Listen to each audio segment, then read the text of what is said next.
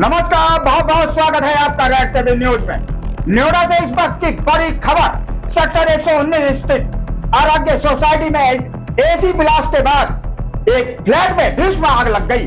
देखते ही देखते आग के लपटों ने पूरे इलाके में दहशत फैला दी और ऊंची इमारत से उठता काला धुआं कई किलोमीटर दूर तक दिखाई देने लगा। राहत की बात यह रही कि समय रहते सभी लोगों को सुरक्षित बाहर निकाला गया और एक बड़ा हादसा टल गया। आखिर कैसे एक एसी ब्लास्ट ने हाई राइज सोसाइटी को दहशत में डाल दिया? क्या है इस घटना के पीछे की शुरुआती वजह और फायर सेफ्टी को लेकर अब कौन सा सवाल खड़े हो रहे हैं? आए दिखाते हैं हमारी विशेष रिपोर्ट में। नोएडा के सेक्टर 119 स्थित अरण्य सोसाइटी में सोमवार सुबह उस वक्त हड़कंप मच गया जब एक हाई राइज टावर के 21वें फ्लोर पर बने फ्लैट में अचानक भीषण आग लग गई। बताया जा रहा है कि हादसे की शुरुआत एसी में हुए धमाके से हुई, जिसके बाद कुछ ही मिनटों में आग ने पूरे फ्लैट को अपनी चपेट में ले लिया। प्रत्यक्षदर्शियों के अनुसार पहले जोरदार धमाके की आवाज सुनाई दी और फिर बालकनी से आग की ऊंची ऊंची लपटें और काला धुआं निकलने लगा। देखते ही देखते पूरे इलाके में अफरा तफरी का माहौल बन गया और लोग अपने अपने फ्लैट छोड़कर सुरक्षित स्थानों की ओर भागने लगे। घटना की सूचना मिलते ही फायर ब्रिगेड की कई गाड़ियां मौके पर पहुंची और राहत एवं बचाव अभियान शुरू किया गया। ऊंची इमारत होने की वजह से दमकल कर्मियों को आग पर काबू पाने में काफी मशक्कत करनी पड़ी, लेकिन करीब आधे घंटे के भीतर आग को नियंत्रित कर लिया गया। राहत की बात यह रही कि जिस परिवार के घर में आग लगी थी वह समय रहते बाहर निकलने में सफल रहा और इस हादसे में किसी भी प्रकार की जनहानि नहीं हुई।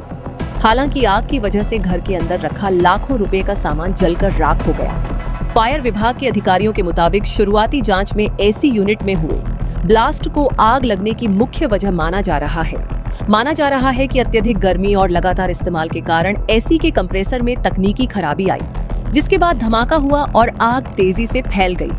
फिलहाल विशेषज्ञों की टीम पूरे मामले की जांच कर रही है ताकि हादसे के वास्तविक कारणों का पता लगाया जा सके। लगभग 8:50 पे फायर सर्विस कंट्रोल रूम के माध्यम से एमडीडी के माध्यम से हम लोग को सूचना प्राप्त हुई कि सेक्टर 119 है अरण्य अपार्टमेंट, यहाँ पे आग लगी हुई है, 21वें तल पे आग लगी हुई है। आग काफ़ी बड़ी बताई जा रही थी, इसलिए पुलिस की टीमें, एम्बुलेंस और फायर सर्विस की 6 टीमें यहाँ रवाना की गई हैं। यहाँ आके देखा गया कि 2105 2105 फ्लैट में जो है आग लगी हुई है। हमारे कर्मचारी ऊपर आए हैं, करीब 15 से 20 कर्मचारी ऊपर आए हैं। आग को जो है 2 बालकनी से और एक टीम अंदर प्रवेश करके बुझाना चालू किया है। लगभग आधे घंटे के फायर फाइटिंग की मदद से और 6 गाड़ियों की मदद से हमने आग को इसमें पूर्णतः बुझा दिया है। आग एसी के ब्लास्ट होने की वजह से लगी थी। उस समय परिवार सो रहा था और परिवार सोता ही बाहर आ गया था। इसमें कोई भी इंजरी नहीं है, कोई भी जनहानि नहीं है। हमारे बहादुर कर्मचारी BSET का इस्तेमाल किया है और हमारे कर्मचारियों की मदद से हमने फ्लैट को जो है आग को एक ही फ्लैट में कंटेन कर दिया है। बाकी फ्लैट चाहे ऊपर हो चाहे बगल के फ्लैट हो उसमें फैलने नहीं दिया है। आग को पूर्णतः बुझा दिया गया है। इस घटना के बाद सोसाइटी के निवासियों में डर और चिंता का माहौल है। लोगों का कहना है कि हाई राइज इमारतों में फायर सेफ्टी के इंतजामों की नियमित जांच बेहद जरूरी है, क्योंकि छोटी सी लापरवाही भी बड़े हादसे का कारण बन सकती है। वहीं प्रशासन ने भी लोगों से अपील की है कि वे अपने एयर कंडीशनर और अन्य इलेक्ट्रॉनिक उपकरणों की समय समय पर सर्विस कराते रहें और किसी भी तरह की तकनीकी खराबी को नजरअंदाज न करें। नोएडा की इस घटना ने एक बार फिर यह सवाल खड़ा कर दिया है कि तेजी से बढ़ते शहरीकरण और ऊंची इमारतों के द्वार में सुरक्षा मानकों का पालन कितना जरूरी है।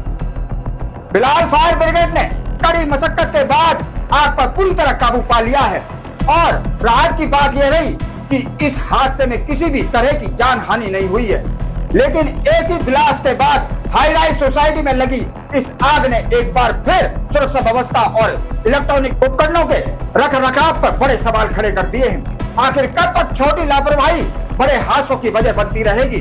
जरूरत है समय समय पर एसी और अन्य बिजली उपकरणों की जांच कराने की, ताकि ऐसी घटनाओं को रोका जा सके। फिलहाल मामले की जांच जारी है और प्रशासन हर पहलू को ध्यान में रखते हुए कार्रवाई में जुटा हुआ है। तो आप देख रहे हैं रेड 7 न्यूज। जय हिंद, जय भारत, वंदे मातरम।